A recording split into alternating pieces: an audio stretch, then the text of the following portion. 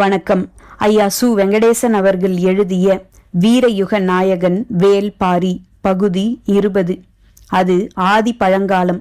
எந்த ஆண்டிலும் இல்லாதவாறு கோடை வெயில் உக்கிரம் கொண்டிருந்தது. எங்கும் இலை தழைகள் காய்ந்து சருகாக கிடந்தன. நிலத்தின் வெக்கை எலிவலைக்குள் கூட நாகங்களை இருக்க விடவில்லை. மனிதர்களின் பாடு அதனினும் மோசமாக இருந்தது. ஒரு கொடும் பகலில் எருக்குமலையின் தென் திசையில் காட்டுத்தீ பற்றியது. பற்றிய வேகத்தில் மலையின் அடிவாரம் முழுவதும் நெருப்பு பரவியது. மலையின் மேல்புறத்தில் குடியிருக்கும் நாகர்கள் பரவி வரும் நெருப்பை பகல் முழுவதும் அறியவில்லை. சூரிய வெப்பம் தாங்க முடியாத அளவுக்கு இருந்ததால் அவர்கள் பகலில் குடிலை விட்டு வெளியே வராமல் இருந்துள்ளனர். அனல் அலையலையாக மேலேறி வர அது வழக்கமான ஒன்றுதான் என்று நினைத்தனர். சூரியன் இறங்கிய பிறகே அவர்கள் வெளியேறி வந்தனர். கரும்புகை விண்ணை நோக்கி எழுந்த வண்ணம் இருந்தது. எருக்குமலையின் நாலாபுறங்களில் இருந்தும் சருகுகள் பற்றி எரிய தீயின் நாவுகள் சுழன்று மேல் நோக்கி பாய்ந்து வந்தன. மலையின் எந்த திசை வழியாகவும் வெளியேற முடியாத நிலை உருவாகிவிட்டது. இருக்கும் ஒரே வழி மலையின் மேற்கு முகப்பிலே இருக்கும் கரும்பாறை மடிப்புகளும் அவற்றில் ஆங்காங்கே இருக்கும் குகைகளும் தான். நாகர்கள் எல்லோரும் குடிலை விட்டு அகன்று குகைகளில் நுழைந்தனர். உயிர் தப்பிய மகிழ்வு யாரிடமும் இல்லை. மலை முழுவதும் இருந்த நாகங்கள் நெருப்பில் அழிந்திருக்குமே, அவற்றை காப்பாற்ற முடியாமல் நாம் மட்டும் பிழைத்து என்ன ஆகப் போகிறது என்ற மனநிலைதான் எல்லோருக்கும். காட்டுத்தீ 6 நாட்கள் எரிந்தது. காற்று வீச வீச நெருப்பின் வெக்கை நாலாபுறங்களிலும் சீறிக்கொண்டிருந்தது. கரும் பாறைகள் பிளவுண்டன. இரவும் பகலும் நாகர்கள் அழுகையை நிறுத்தவே இல்லை. ஒரு நள்ளிரவில் முதுமகள் ஒருத்தி குகையை விட்டு சற்று தள்ளிப்போய் பாறையின் மீது அமர்ந்து நெருப்பு கோலமாக தகதகத்து கிடக்கும் காட்டை பார்த்தபடி இருந்தாள். அந்த இடத்தின் சூட்டில் யாரும் ஒரு கண்ணிமை பொழுதும் நிற்க முடியாது. அவள் எப்படி இவ்வளவு நேரம் நிற்கிறாள் என மற்றவர்களுக்கு புரியவில்லை. அவள் கண்களில் உயிர் இல்லை. எங்கும் தகிக்கும் கங்குகளே இருந்தன. நிலை கொண்ட மரங்கள் எவையும் இல்லை. நெருப்பு மரங்களை முறுக்கி திருகியது. இரவில் எரிந்து சரியும் மரங்களை பார்க்கவே பயங்கரமாக இருந்தது. அங்குமிங்குமாக மரங்கள் வெடிக்கும் ஓசை நின்றபாடில்லை. கருநாகத்தின் சீற்றமென வெடிப்புற்ற மரங்கள் நெருப்பை கக்கின. முதுமகள் அழும் கண்களை துடைத்தபடி பாறையை விட்டு எழுந்தாள். எழும்போது தொலைவில் தகித்து கொண்டிருக்கும் நெருப்பின் பரப்பில் ஏதோ ஒரு வேறுபாட்டை உணர்ந்தாள். அது என்னவென்று அவளுக்கு பிடிபடவில்லை. அந்த இடத்தை கூர்ந்து பார்த்து கொண்டிருந்தாள். ஒன்றும் தெரியவில்லை. எங்கும் கங்குகள் கண்விழித்திருந்தன. இந்த கொடும் இரவில் எதை பார்த்து என்ன ஆகப் போகிறது என்ற நினைப்போடு எழுந்தாள். மீண்டும் அந்த இடத்தில் ஏதோ ஓர் அசைவு தெரிந்தது. கண்களை கூர்மையாக்கி உற்று பார்த்தாள். கங்குகளின் உள்நெருப்பு காற்றின் போக்குக்கு ஏற்ப கூடி குறைவதால் ஏற்படும் அசைவுகள் நம்மை தொந்தரவு செய்கின்றன என்று நினைத்தபடி குகையை நோக்கி நடக்கத் தொடங்கினாள். சிறிது தொலைவு நடந்தவள் மனம் பொறுக்காமல் மீண்டும் திரும்பி வந்து அந்த இடத்தை உற்று பார்த்தாள். கங்குகளின் மீதான அசைவுகள் கொஞ்சம் கொஞ்சமாக புலப்படத் தொடங்கின. அவளின் கண்கள் இமைகளை இறக்காமல் உற்று பார்த்தபடியே இருந்தன. நம்பவே முடியாத பேரதிசயம் ஒன்றை அவள் உணரத் தொடங்கினாள். உடலெங்கும் வியர்த்து அடங்கியது. அது உண்மைதானா என்ற கேள்வியை மனம் மீண்டும் மீண்டும் எழுப்ப அசையாமல் பார்த்தாள். உண்மைதான், என் கண் கொண்டுதான் அதை பார்க்கிறேன் என்பதை அவள் நம்பத் தொடங்கினாள். நெருப்பு எரிவது அடங்கி கங்குகள் மற்றும் கனன்று கொண்டிருந்த ஓரிடத்தில் சாம்பல் படிந்த கங்குகளின் மீது ஒரு நாகம் ஊர்ந்து போவது போல் இருந்தது. உற்று பார்த்தாள் அவள். கண்ணிமைக்கும் நேரத்தில் கங்குகளை கடந்து நெருப்பு அணைந்த இருள் பகுதிக்குள் நுழைந்தது அந்த நாகம். முதுமகள் குகையை நோக்கி ஓடினாள். கத்தியபடி இந்த உண்மையை சொன்னாள். இந்த கொடும் நெருப்பால் 6 நாட்கள் சூழப்பட்ட இந்த நிலையில் எல்லோரும் மனம் சிதைந்தே இருக்கிறோம். முதுமகள் அதிக சிதைவுக்கு உள்ளாகிவிட்டாள் என்று மற்றவர்கள் நினைத்தனர். அவளோ இல்லை, நெருப்பின் மீது நாகம் ஊர்ந்து செல்வதை நான் பார்த்தேன் என கத்தி முறையிட்டாள். எல்லோருக்குமான ஆசையே மண்ணின் அதிசய உயிரினமான நாகங்கள் எப்படியாவது உயிர் பிழைக்க வேண்டும் என்பதுதானே. குலத்தின் முதுமகளுக்கு அது இருக்காதா என்று ஒருவருக்கொருவர் ஆறுதல் சொல்லினர். முதுமகள் ஆறாத சினம் கொண்டாள். மறுநாள் இரவு எல்லோரையும் அவள் அமர்ந்திருந்த பாறைக்கு அழைத்து வந்தாள்.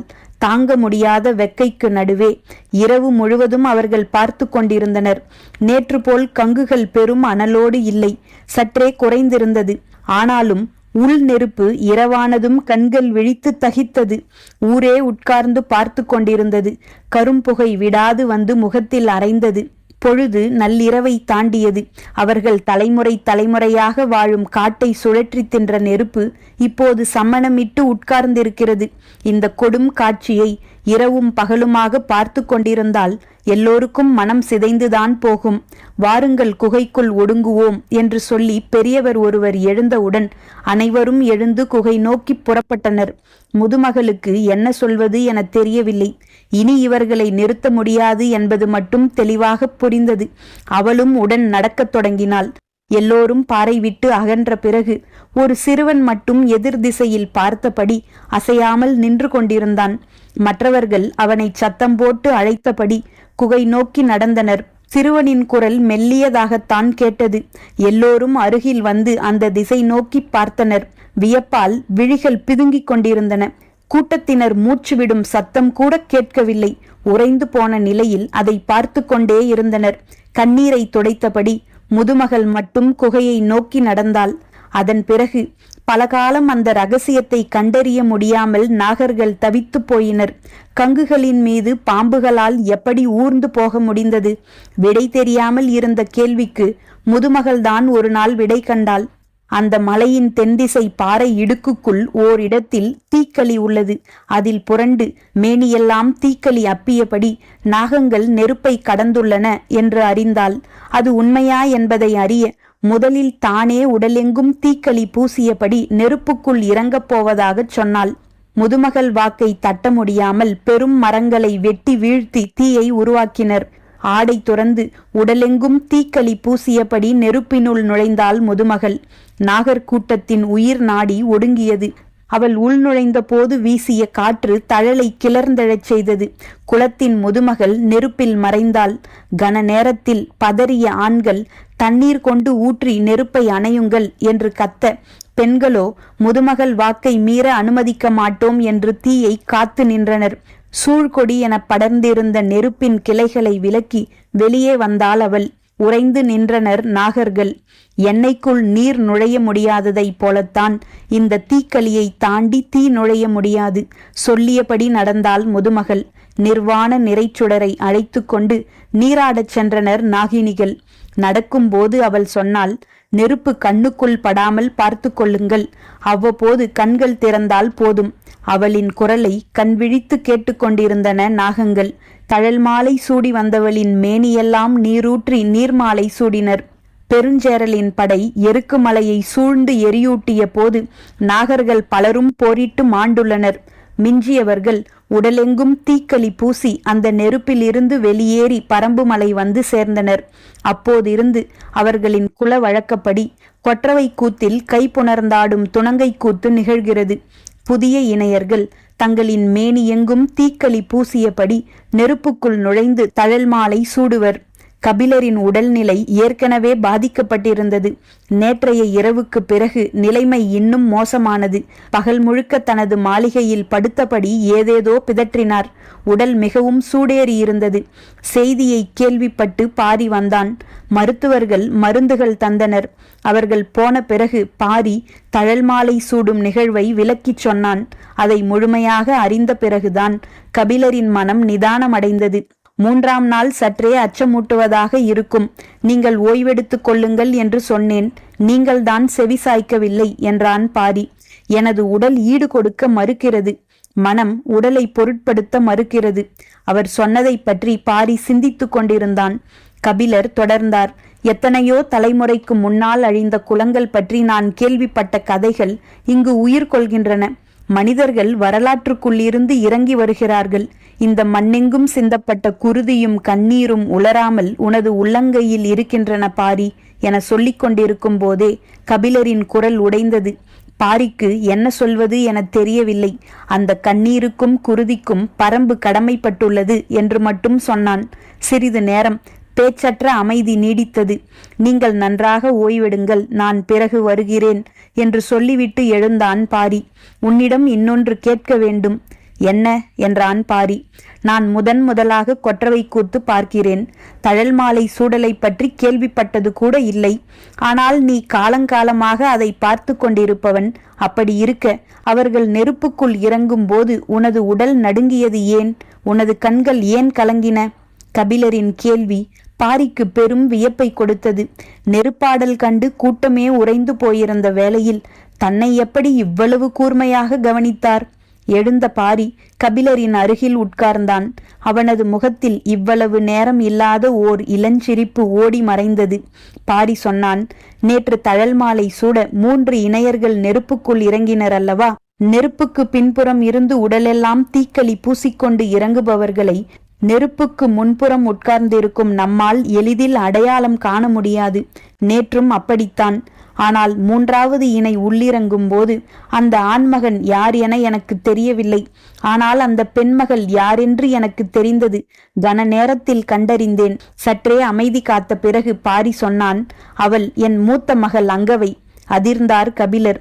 பாரி தொடர்ந்தான், சிறுவயதிலிருந்து தழல் மாலை சூடுவதை பார்த்து கொண்டிருக்கிறேன். நெருப்பால் தீக்களியை மீறி ஒன்றும் செய்துவிட முடியாது என்று நன்றாக தெரியும். ஆனால் உள்ளிறங்கியது அங்கவை எனத் தெரிந்த கணத்தில் எனது உடல் நடுங்கியது. அவள் ஆட்டத்தில் சிறந்தவள். தனது இணையோடு நெருப்பில் இறங்கி ஆடுகிறாள். காதல் கொண்டு நெருப்பில் குளிக்கும் உன் மகளை பார் என ஒரு பக்கம் மனம் துள்ளி குதித்தது. இன்னொரு பக்கமோ தழலுக்குள் இறங்குவது என் தசை என துடித்தது. உடலும் மனமும் 2 கூறுகளா பிளவுண்டதாக நீங்கள் சொன்னீர்களே, எனக்கோ மனமே 2 கூறுகளாக பிளவுண்டது. கலங்குவதிலும் கலங்கி மீள்வதிலும் பாரியே உதாரணமாக இருக்கிறான் என கபிலருக்கு தோன்றியது. அவள் காதல் கொண்டது உனக்கு தெரியுமா? அவள் காதல் கொண்டுள்ளாள் என்பதை நான் முன்பே கணித்து விட்டேன். ஆனால் யாரை தேர்ந்தெடுத்துள்ளாள் என்றுதான் தெரியாமல் இருந்தது. இப்போது தெரிந்ததா? இல்லை, நெருப்பில் நம் தசையைத்தானே நாம் உணர முடியும். அந்த இளைஞன் யாரென தெரிந்து கொள்ள ஆசையோடு இருக்கிறேன். அவளே சொல்லட்டும். அவள் காதல் கொண்டுள்ளாள் என்றால் அவன் மாவீரனாகத்தான் இருப்பான். இவளின் காதலை பெற முடிந்த ஒருவன் வீரத்தை தாண்டிய அரும் குணங்களை கொண்டிருப்பான். காத்திருக்கிறேன். அவனின் கைப்பற்றி எனக்கு எதிரில் வந்து அவள் நிற்கும் நாளுக்காக. மகிழ்ச்சி பொங்க கபிலர் கேட்டார், ஆதினிக்கு தெரியுமா? சிரித்தான் பாரி. அவளுக்கு தெரியாமலா இருக்கும்? தனக்கும் அவனுக்கும் ஏற்பட்டுள்ளது காதல் என்று அங்கவை உணரும் முன்பே அவள் அறிந்திருப்பாள். அவள் தாய் அல்லவா? கலங்கினார் கபிலர். மண்ணை வேர் ஊடுருவுவது போல மனங்களை ஊடுருவுகிறான் பாரி. தன்னையும் அவன் ஊடுருவிக் கொண்டிருப்பான். அப்படியெனில் வேளிர்குலம் நாகர்குலத்தோடு கலக்கப் போகிறது அல்லவா? கலவையில்தானே புதுமைகள் பூக்கும். வேடர் குலமும் கொடிக்குலமும் இணைந்ததில்தானே வேளிர் குலம் பிறந்தது. வேளிர் குலத்தில் கலந்துள்ள கலவைகள் எத்தனை எத்தனை! என் தாய் சொல்வாள், உன் பாட்டன் திரையர் பெண்ணை மணந்தான் என்று. காட்டெருமையை அடக்கும் வலு எனது தோள்களுக்கு வாய்த்தது அதனால்தான் என பலமுறை நினைத்திருக்கிறேன். திரையர் போல் திடம் கொண்ட ஒரு குலம் இந்த மண்ணில் வேறு எது? நாளை என் பேரக்குழந்தையின் கண்களில் நீல வளையம் பூத்து மறையும் அழகை பார்க்க இப்போதே தயாராகிவிட்டேன். சொல்லும்போதே பாரியின் முகமெல்லாம் பூத்து மலர்ந்தது. கபிலரின் உடற்சூடு குறையவில்லை. மாலை ஆனதும் அதிகமாகத் தொடங்கியது. நீலன் திசைக்காவல் வீரன். ஆதலால் கொற்றவை கூத்து முடிந்ததும் அவன் வேட்டுவன் பாறைக்கு சென்றாக வேண்டும். எனவே கபிலருக்கு உதவ உதிரனை அனுப்பி வைத்தான் பாரி. இளம் வீரன் உதிரன் கபிலரின் மாளிகைக்கு மாலையில் வந்து சேர்ந்தான். அந்த பெருங்கவியை விழுந்து வணங்கினான். இருக்கையில் அமர்ந்தபடி அவனுக்கு வாழ்த்து சொன்னார் கபிலர். கொண்டு வந்த பச்சிலை உருண்டைகளை அவர் கையில் கொடுத்து வாயில் போட்டுக்கொள்ளச் சொன்னான். எனது உடற்சூடு குறைந்துள்ளதாக உணர்கிறேன். குடிக்க நீரை குவளையில் நீட்டியபடி உதிரன் சொன்னான். இன்னும் குறையவில்லை. உதிரனை உற்று பார்த்தார் கபிலர். உங்களின் கால் தொடும்போது அறிந்தேன். நீங்கள் நன்றாக ஓய்வெடுக்க வேண்டும். மருத்துவர்கள் மீண்டும் மீண்டும் சொல்லி அனுப்பியுள்ளனர் என்றான் உதிரன். பெரியவர்கள் சில வேலைகளை செய்ய மறுப்பார்கள். அதற்கான காரணங்கள் அவர்களிடம் இருக்கும். அதுதான் சரியென உறுதியாக நம்புவார்கள். அதை மீறி அவர்களை செய்ய வைக்க சிறந்த வழி வயதில் மிகச் சிறியவர்களிடம் அந்த பொறுப்பை ஒப்படைப்பதுதான். இறங்கி வந்து அவர்களால் வாதாட முடியாது.